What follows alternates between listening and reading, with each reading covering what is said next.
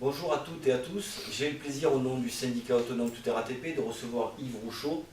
Bonjour Reda. Bonjour Yves. Yves, peux-tu te présenter? Je m'appelle Yves Rouchot, j'ai été cadre 35 ans à la RATP. De 2001 à 2009, j'ai été acheteur grand projet dans le département des équipements et systèmes électriques. Et je suis retraité depuis 3 ans.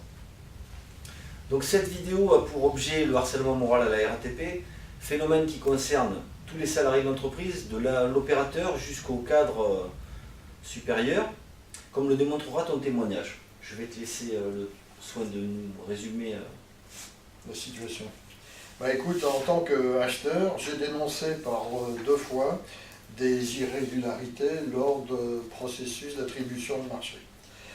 Plutôt que de m'attaquer pour faute lourde, pour dénonciation calomnieuse ou pour atteinte à l'image de la RATP, la hiérarchie a préféré me retirer les dossiers et m'isoler par rapport à mes collègues.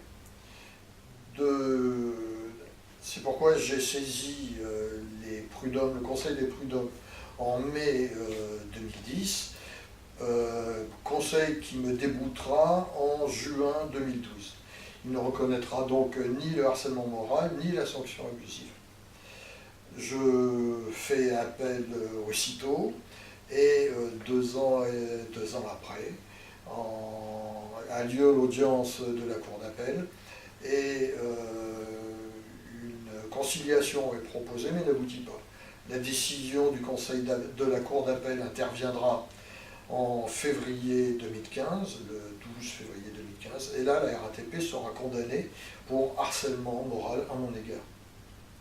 Alors, il y a des messages que je voudrais faire passer dans cette vidéo, c'est que quand on commence à s'opposer à la hiérarchie, il faut être, on va dire, très prudent et surtout ne pas se lancer dans une aventure seul. Il faut se faire aider par les gens compétents qui peuvent vous conseiller et construire votre dossier. Merci Yves pour ce témoignage. Comme tu l'as si bien dit, il ne faut jamais rester seul. Donc si vous êtes victime de harcèlement, n'hésitez pas à nous contacter. Je rappelle qu'une version longue de ce témoignage sera disponible sur notre chaîne YouTube. Merci à vous, merci Yves. Je te remercie Reda de m'avoir permis de témoigner.